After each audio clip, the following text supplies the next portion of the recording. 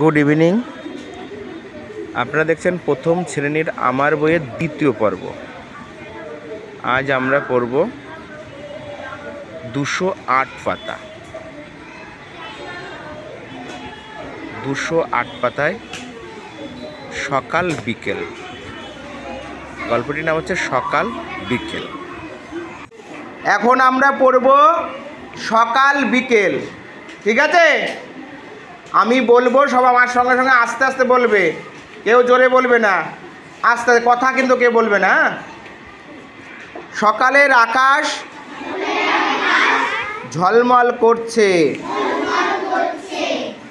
পুকুরের জল ঝিলমিল করছে,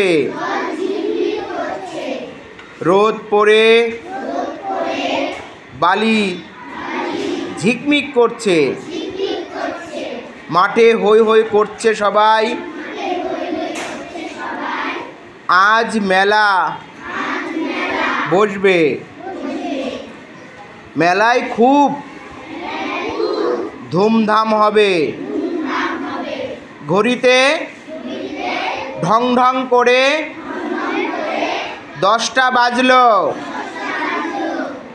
চটপট বেরিয়ে পড়ল বিশু, সাথে আসমা আর বাহামণি। বিকেলে মেঘ করে এলো, শনশন করে হাওয়া বইছে, মেলায় লোকেরা হইচই করছে,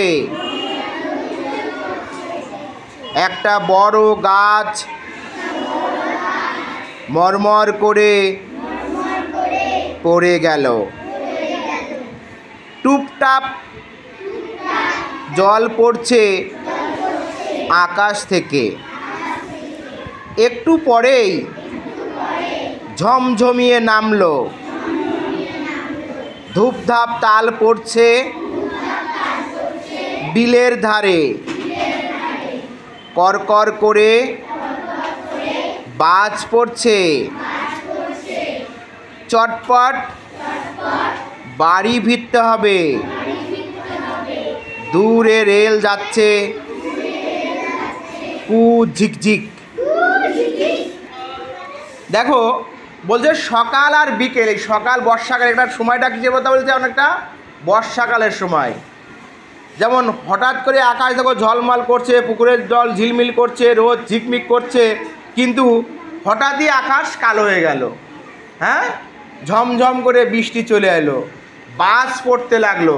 যখনই বাজ পড়তে লাগলো তখন সবাই কি করলো, যে তাড়াতাড়ি তাদেরকে সবার বাড়ি ফিরতে হবে, কারণ বৃষ্টিতে ভিজলে শরীর খারাপ করবে। সেই জন্য জোরে বৃষ্টির আসার আগেই সবাই কি করলো, বাড়ি ফেরার জন্য তাড়াহুড়া শুরু করলো। এবং পাশে একটা কি রাস্তা ছিল, রেল লাইন। সেই রেল লাইন দিয়ে কি যাচ্ছিল, রেলগাড়ি যাচ্ছিল। কিভাবে, কু ঝিকঝিক আওয়াজ করতে করতে, তাই তো? তাহলে এখানে দেখো মেলায় কে কে গিয়েছিল, আসমা আর বাহামণি। আর মেলায় যেটা হয়, মেলায় কি হয়, মেলায় বিভিন্ন ধরনের লোক আসে, বিভিন্ন জায়গার থেকে লোক আসে, প্রচুর দোকানপাট বসে, তাই তো? এবং প্রচুর মানুষ যেহেতু এক জায়গায় জড়ো হয়, সেই জন্য সেই মেলার মধ্যে হইচই একটা সবসময় থেকেই যায়। মানে সবাই তো কথা বলছে, দাদা এটা কত, এটা কত, এর দাম কি, সবাই খাওয়া দাওয়া করছে, তাই তো? তার মানে মেলা মানেই সেখানে কিন্তু হইচই হবেই। তোমরা যেমন ক্লাসের মধ্যে সবাই চুপচাপ করে বসে আছো, একটা মেলায় কিন্তু কেউ চুপচাপ থাকতে পারে না। বিভিন্ন জায়গা থেকে প্রচুর মানুষ মেলায় আসে, ঠিক আছে? সেই জন্য মেলায় সবসময় হইচই হবেই।